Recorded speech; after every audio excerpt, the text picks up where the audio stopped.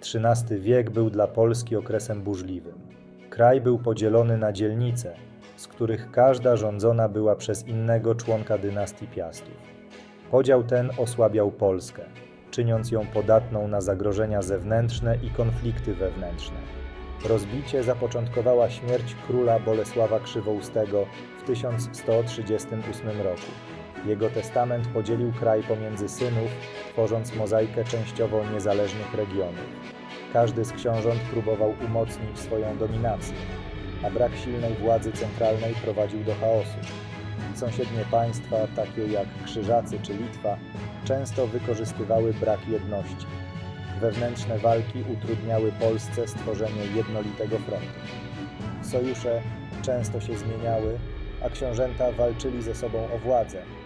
Epoka ta naznaczona była serią sporów terytorialnych, a walka o władzę była nieustanna. To właśnie te wydarzenia ukształtowały życie Konrada II Mazowieckiego, zwanego też Czerskim. Testament Bolesława Krzywoustego był momentem przełomowym. Król chciał zapewnić pokój między swoimi synami, ale zamiast tego doprowadził do rozbicia dzielnicowego. Podzielił Polskę na dzielnice, z których każda przypadła jednemu z synów. Najstarszy, Władysław II, zwany także wygnańcem, miał być księciem zwierzchnim, ale jego władza nad braćmi była ograniczona. Podział ten miał daleko idące konsekwencje. Osłabił władzę centralną, ponieważ pozostali synowie Krzywoustego często ignorowali najstarszego brata i dążyli do realizacji własnych interesów. Doprowadziło to do częstych konfliktów, a dzielnice funkcjonowały niemal jak niezależne państwa. Jedność Polski bardzo ucierpiała. Testament Krzywoustego wpłynął również na pozycję możnowładców, którzy zyskali na znaczeniu w miarę słabnięcia władzy książęcej. Manipulowali oni książętami, pogłębiając rozbicie. Również Kościół stał się potężnym graczem. Biskupi mieli znaczący wpływ i często angażowali się w sprawy polityczne. Rozbicie dzielnicowe trwało przez pokolenia, kształtując krajobraz polityczny, w którym przyszło żyć księciu Konradowi II.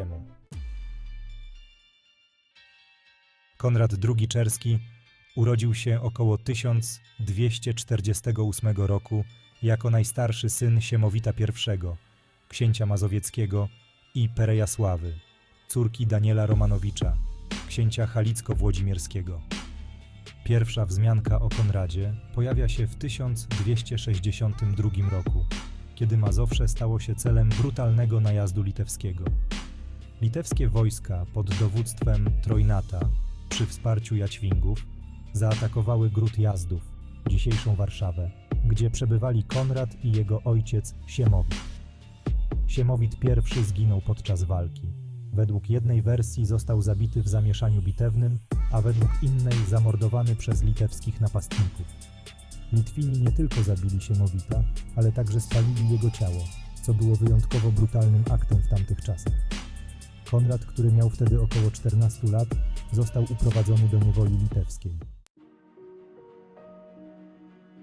Po śmierci Siemowita i uprowadzeniu Konrada, Mazowsze znalazło się w trudnej sytuacji. Władzę w księstwie przejęła regencja kierowana przez jego matkę Perejasławę oraz Bolesława Pobożnego, księcia wielkopolskiego. Mazowsze było narażone na dalsze najazdy i wewnętrzne konflikty, ale regenci starali się utrzymać stabilność w regionie. W 1264 roku Konrad został wykupiony z niewoli i powrócił na Mazowsze, gdzie stopniowo przejmował władzę po osiągnięciu pełnoletności. Pod względem gospodarczym Mazowsze było stosunkowo słabo rozwinięte. Gospodarka regionu opierała się głównie na rolnictwie, a liczba miast i ośrodków handlowych była niewielka. Częste wojny i najazdy dodatkowo osłabiały gospodarkę Mazowsza, utrudniając jego rozwój. Konrad II, jako książę Mazowsza, musiał stawić czoła tym wyzwaniom, walcząc zarówno z zagrożeniami zewnętrznymi, jak i wewnętrznymi. Konflikty z bratem Bolesławem II. Po powrocie z niewoli i objęciu władzy nad Mazowszem, Konrad II musiał zmierzyć się z licznymi wyzwaniami. W 1275 roku, gdy jego młodszy brat Bolesław II osiągnął pełnoletność, doszło do podziału Mazowsza. Konrad otrzymał południową część Mazowsza z Czerskiem jako stolicą, podczas gdy Bolesław II przejął północną część z Płockiem. Bolesław II był niezadowolony z podziału ziem, co doprowadziło do licznych wojen domowych, które wyniszczały Mazowsze. Najbardziej dramatycznym momentem tych konfliktów była sytuacja z 1281 roku, kiedy Bolesław, wspierany przez Władysława Łokietka, najechał Jazdów, zdobył zamek i porwał żonę Konrada, Jadwigę. To wydarzenie miało ogromny wpływ na dalsze działania polityczne Konrada.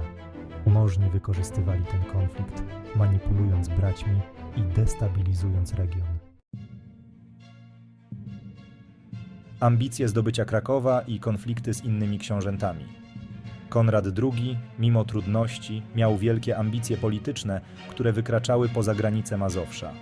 Jego celem było zdobycie tronu krakowskiego, co uczyniłoby go jednym z najpotężniejszych książąt w Polsce.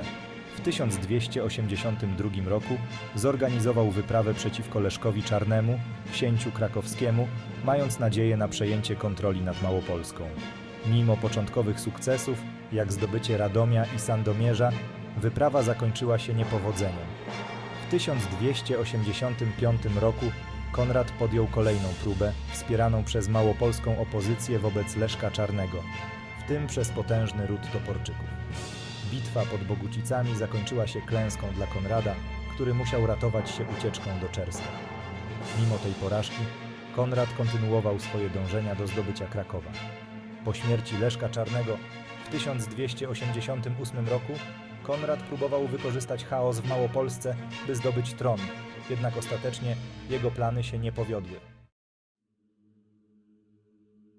Wkład w rozwój Kościoła. Konrad II, jak wielu innych władców średniowiecznych, angażował się w fundacje kościelne, co miało nie tylko wymiar religijny, ale także polityczny. Fundowanie kościołów i klasztorów było ważnym elementem umacniania władzy książęcej oraz budowania relacji z Kościołem, który odgrywał kluczową rolę w ówczesnym społeczeństwie. Jednym z jego głównych osiągnięć na tym polu była fundacja Kościoła Świętej Trójcy w Błoniu. Istnieją także informacje o jego zaangażowaniu w fundację Kościoła Dominikańskiego w Warce, gdzie został później pochowany. Podział Mazowsza po śmierci Konrada. Książę Konrad II Czerski zmarł 23 czerwca 1294 roku, choć niektóre źródła podają także inne daty, takie jak 21 października 1294 roku. Przyczyna jego śmierci nie jest dokładnie znana, ale najprawdopodobniej zmarł śmiercią naturalną. Został pochowany w Warce, w kościele dominikańskim, który niestety nie przetrwał do czasów współczesnych. Po jego śmierci jego brat Bolesław II przejął pełną władzę nad Mazowszem.